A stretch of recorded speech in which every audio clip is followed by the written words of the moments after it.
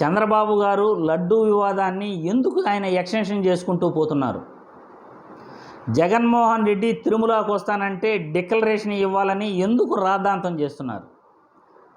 ప్రజా సమస్యలపై ఫోకస్ పెట్టకుండా అనవసరమైన విషయాల పట్ల హిందువుల మనోభావాలు దెబ్బతీసే విధంగా ఇటువంటి డిస్కషన్స్ పెట్టడం వల్ల ప్రజలకు ఊరిగేది ఏమీ లేదు.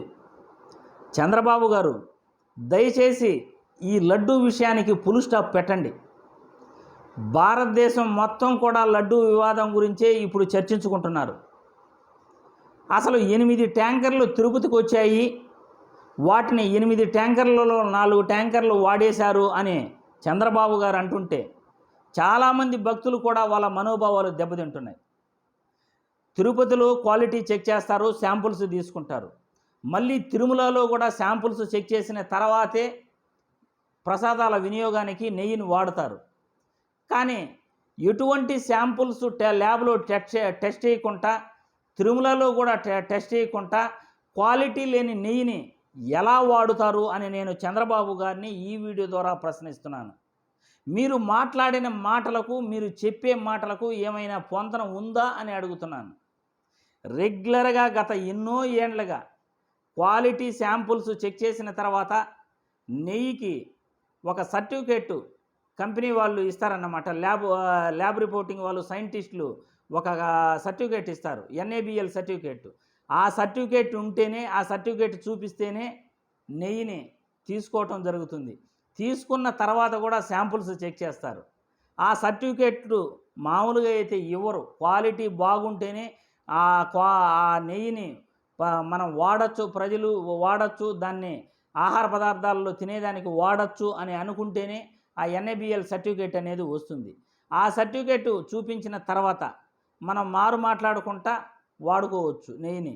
కానీ ఆ సర్టిఫికేట్ వచ్చి తర్వాత శాంపుల్స్ చెక్ చేసి క్వాలిటీగాన లేదు అని తెలిసిన తర్వాత నెయ్యి వాడాల్సిన అవసరం లేదు, నెయ్యిని రిటర్న్ పంపించేయచ్చు. అక్కడతో ఆ వివాదం మునిగిపోతుంది. కానీ మేము 8 ట్యాంకర్లు జూన్లో వచ్చాయి, 4 ట్యాంకర్లు వాడేశారు, 4 ట్యాంకర్లు తిప్పి పంపారు అంటే ఎవరు వాడమని చెప్పారు ఆ నెయ్యిని? క్వాలిటీ చెక్ చేయకుండా ఎవరు నెయ్యిని వాడమన్నారు అని చంద్రబాబును ప్రశ్నిస్తున్నాను. అలా నెయ్యి వాడకం చేయటం తప్పు కాదా అని ప్రశ్నిస్తున్నాను. అసలు ఏఆర్ డైరీకి మే 15వ తేదీ తర్వాత, మే 15వ తేదీ వాళ్ళకి అప్రూవల్ ఇవ్వటం జరిగింది. మే 15వ తేదీ ఎన్నికల కోడ్ అమల్లో ఉంది. వైఎస్ఆర్సీపీ ప్రభుత్వం అధికారంలో లేదు. అప్పుడు జూన్లో ఏఆర్ డైరీ నుండి నెయ్యి వచ్చింది. జూన్లో నెయ్యి వచ్చిన తర్వాత అక్కడ జూన్లో అధికారం ఉన్నది మాత్రం టీడీపీ ప్రభుత్వం మాత్రమే, కూటమి ప్రభుత్వం మాత్రమే. కూటమి ప్రభుత్వంలో నెయ్యిని 8 ట్యాంకర్లు నెయ్యి వస్తే వాటిని తిరుమలలో చెక్ చేయకుండా, టీటీడీ ఉద్యోగస్తులు చెక్ చేయకుండా, క్వాలిటీ చెక్ చేయకుండా ఎలా లడ్డులో వినియోగిస్తారు అని ఈ వీడియో ద్వారా ప్రశ్నిస్తున్నాను. చంద్రబాబు గారి మాటల్లో ఎక్కడ కూడా పొంతన లేదు. ఈయన అబద్ధాలు చెప్పుకుంటూ ఈ లడ్డు ఇష్యూని హిందువుల మనోభావాలు దెబ్బతీసేలాగా ఆయన ప్రొలాంగ్ చేసుకుంటూ పోతున్నారు.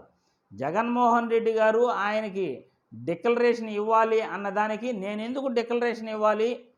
నేను 4 గోడల మధ్యలో బైబిల్ చదువుతాను, బయట వచ్చి హిందూ మతాన్ని ఆచరిస్తాను, హిందువులను గౌరవిస్తాను. నేను తిరుమలకు మా నాన్న ముఖ్యమంత్రిగా ఉన్నప్పటి నుండి వెళ్తున్నాను.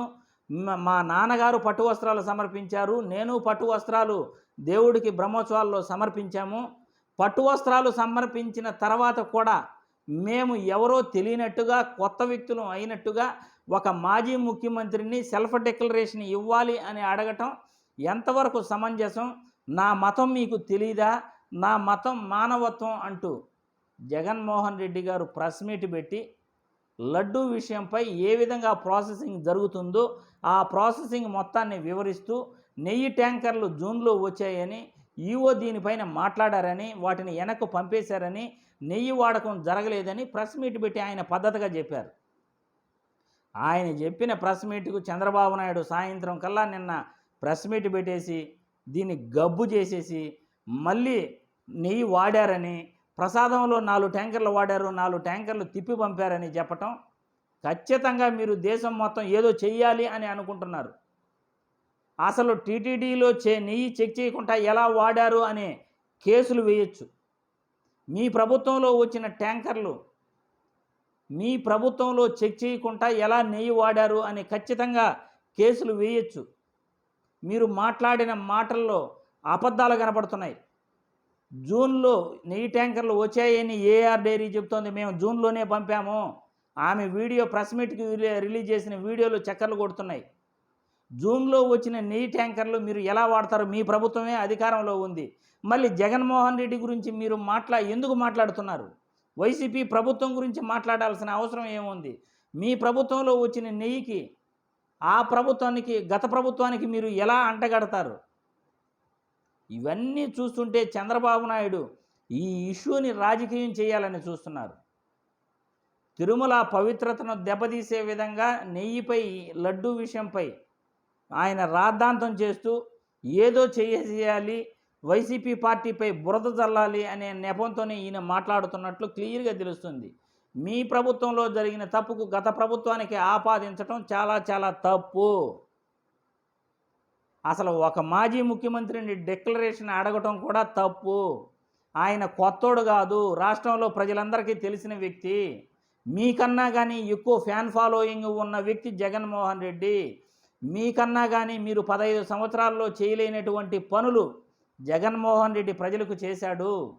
పూర్తి ఫీజు రీయింబర్స్మెంటు విద్యార్థులకు ఇచ్చి విద్యార్థులను లక్షల మంది విద్యార్థులను చదివించాడు. పేద విద్యార్థులను కార్పొరేట్ కళాశాలలో ఉచితంగా చదివించాడు. ప్రభుత్వం ప్రజలు కట్టే పన్నులతోనే ప్రభుత్వం చదివిస్తుంది. కానీ మీకు ఆ మంచి బుద్ధి రాలేదు కదా చంద్రబాబు నాయుడు గారు. ఏ రోజు పూర్తి ఫీజు రీయింబర్స్మెంట్ ఇచ్చి విద్యార్థులను చదివించాలనే ఆలోచన రాలేదు కదా. ప్రైవేటు మెడికల్ కళాశాలను రద్దు చేశారు కదా. ప్రభుత్వ మెడికల్ కళాశాలలు వద్దు అన్నారు కదా. అసలు ఈ ప్రైవేటు పాఠశాలలు కానీ కళాశాలలు కానీ రాష్ట్రంలో రావడానికి మీరే కదా ఆద్యుడు. ప్రభుత్వ విధానాలను మీరు నాశనం చేస్తారు, ప్రైవేటు విధానాన్ని మీరు ఎంకరేజ్ చేస్తారు. అటువంటి పరిస్థితుల్లో పేదవాళ్ళు కూడా మంచి విద్య అందుకోవాలి అని జగన్మోహన్ రెడ్డి పూర్తి ఫీజు రీయింబర్స్మెంట్ ఇచ్చింది వాస్తవమా కాదా? ఆరోగ్యశ్రీని పూర్తిగా ఇంప్లిమెంటేషన్ చేస్తూ 25 లక్షల వరకు ఆరోగ్యశ్రీ ఇచ్చింది జగన్మోహన్ రెడ్డి నిజమా కాదా? మీరు ఇటువంటి పనులు ఎప్పుడైనా చేశారా? వాలంటీర్ వ్యవస్థను తీసుకొచ్చి సచివాలయ వ్యవస్థను ఏర్పాటు చేసి ప్రజల వద్దకు పరిపాలన తీసుకొచ్చింది జగన్మోహన్ రెడ్డి అవునా కాదా? 1750 108 వాహనాలు 104 వాహనాలను కొనుగోలు చేసి ప్రజల సేవకు వినియోగించిన వ్యక్తి జగన్మోహన్ రెడ్డి అవునా కాదా? 2.70 లక్షల కోట్లు ప్రజల అకౌంట్లో వేసిన వ్యక్తి జగన్మోహన్ రెడ్డి.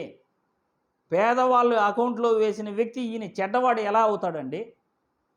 మీరు ₹1 కూడా ప్రజల అకౌంట్లో వేయలేదు.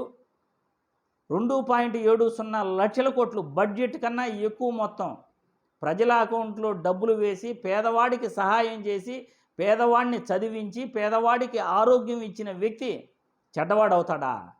ఎప్పటికే ఆయన చెడ్డవాడు కాడు. ప్రజల గుండెల్లో ఉంటాడు. ఎందుకు గెలవలేదు అనేదానికి మీకు తెలుసు, ప్రజలకు తెలుసు. దాని గురించి డిస్కషన్ అనవసరం. లడ్డూ ఇష్యూ గురించి ఇకనైనా ఆపేసేయండి. మీకు ధైర్యం ఉంటే కేసులు పెట్టండి. ఇప్పటికే వైసీపీ నాయకులు మీ పైన కేసులు పెడుతున్నారు. సుప్రీంకోర్టులో విచారణకు వెళుతున్నారు. రాష్ట్రపతిని కూడా సుప్రీంకోర్టు సిట్టింగ్ జడ్జి మీద విచారించమని కేసులు పెట్టారు. కానీ మీరు ఒక్క కేసు పెట్టలేదే వైసీపీ నాయకులపై. నిజంగా తప్పు జరిగి ఉంటే మీరు ఎందుకు కేసులు పెట్టలేదు? సిట్టు విచారణ మీ చేతుల్లో ఉన్న అధికారం. మీరు సిట్టు విచారణ చేస్తే ఎంత, చేయకపోతే ఎంత? సిట్టు విచారణ కావాల్సింది సిబిఐ ఎంక్వైరీ కావాలి. సుప్రీంకోర్టులో కేసులు వేయాలి, హైకోర్టులో కేసులు వేయాలి. ఇది ప్రజలకు కావాల్సింది. లడ్డూలో కల్తీ జరిగిందా లేదా నిజాలు తెలియాలంటే సిబిఐ ఎంక్వైరీ జరిగి తీరాలి అని ఈ వీడియో ద్వారా కోరుతూ, చంద్రబాబు గారు ఇక్కడికైనా మీరు రాజకీయం చేయటం ఆపేసేయండి. దుర్మార్గమైన రాజకీయం, నీచ రాజకీయాల వల్ల ప్రజలకు ఒరిగేదేమీ లేదు. ప్రజా సమస్యలపై దృష్టి పెట్టండి అని ఈ వీడియో ద్వారా తెలియజేస్తున్నాను. జై హింద్.